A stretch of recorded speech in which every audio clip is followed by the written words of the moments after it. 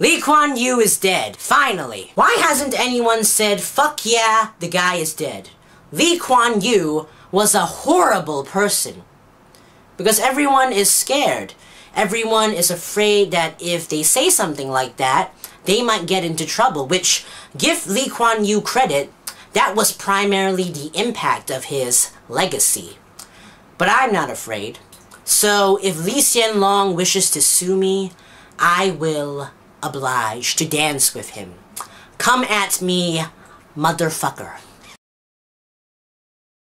Lee Kuan Yew, contrary to popular belief, was a horrible person and an awful leader to our country. He was a dictator, but managed to fool most of the world to think he was democratic, and he did so by still granting us the opportunity to vote to make it seem like we have freedom of choice. However, during your rule, you controlled the entire media and education, proliferating nationalistic propaganda on a daily basis. Like right now, since Lee Kuan Yew is dead, all day you see 24-hour news coverage of necrophiliacs sucking Lee Kuan Yew's dick. And you place an excessive surplus of your books in popular bookstores. In most of his books, look at how he self-indulgently plasters reams of pages with these montage of pictures of his experiences. Like, ooh, look how much better I am compared to you. And of course, he is absolutely notorious for suing people who criticized him, forcing them into jail and leading them into bankruptcy. And apparently, his thirst for suing is hereditary too. So he created an environment where his blatant flaws as a leader were hidden because most people were afraid of criticizing him in fear of being found guilty by the judicial system that he controls. So everything that people hear is about how great Lee Kuan Yew is. Of course he is able to deceive people into voting for him.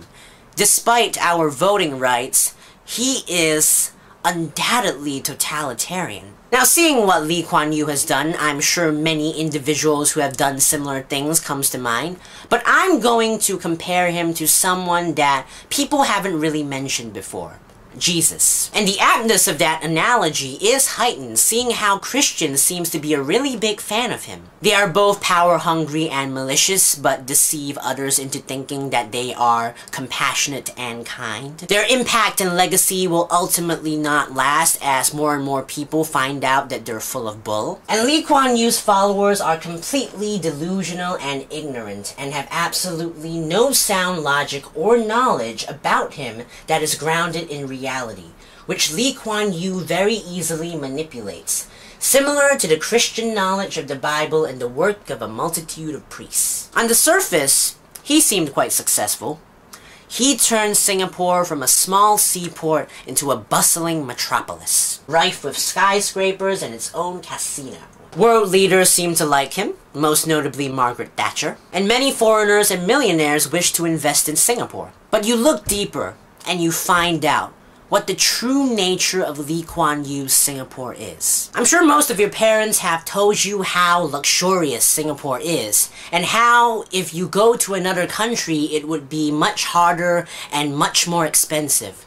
But all you have to do is do a Google search, look at our country's statistics, and you will find out how fucking delusional and ignorant and stupid your parents are. Most people in Singapore are struggling to make ends meet, and it is reported that Singaporeans work the longest hours in the world. We are one of the richest countries in the world, but we have one of the highest income inequalities, highest poverty rates, and our government spends one of the lowest on healthcare and social security. The money spent on the public is so low, it's more representative of a third world country. And yet the amount of taxes is one of the highest in first world countries, and political leaders in Singapore earns more than quadruple the amount earned by political leaders in the United States. They are acquiring so much money. Why aren't they spending it on the people? What are they actually spending it on?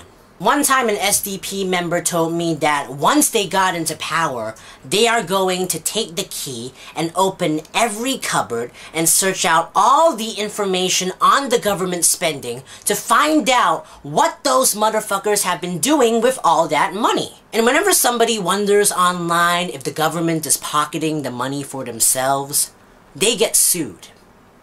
Quite suspicious, isn't it? And how Lee Kuan Yew deemed what he considered as success was solely predicated upon measurable, concrete results.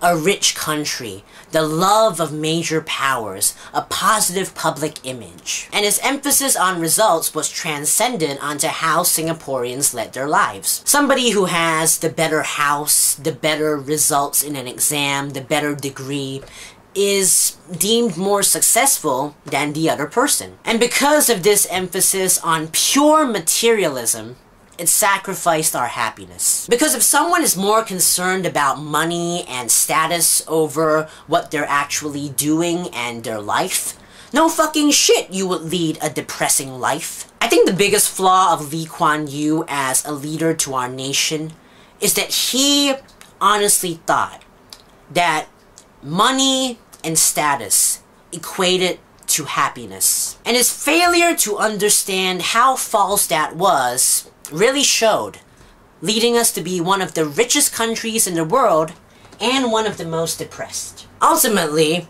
how do you quantify a great leader? It is by how he creates a place where people are able to live happily and prosper based on their own unique attributes. And he hasn't. So no matter how rich the country he made is, or how many world leader dick he sucked, it doesn't mean a thing. His death was great for him too, seeing how he was struggling with an illness for several years and even declared that he wished he was dead. He should have asked his son to pull the plug or committed suicide by himself. But he didn't. You know why? Because if he did, his band of sycophants who for decades have been voraciously sucking his oblong dick might despise him. And his oh-so-great reputation that he so desperately tried to uphold might shatter, because it would be deemed quite controversial for a leader to end his life with suicide. And it is rather tragic, isn't it, that he had to suffer the last few years with the atmosphere of materialism and the meat-headed need for a positive image that he himself created. Karma really isn't that much of a bitch. So there you go, Lee Kuan Yew. An overrated, overglorified person, a dictator, and exceptionally Machiavellian in nature. Good riddance, Lee Kuan Yew. I neither hope and neither will you rest in peace. But now with his death and the upcoming elections next year, there is a high chance that us, citizens of Singapore, things can finally change for the better. Let's all hope for change. For good change. For every possible kind.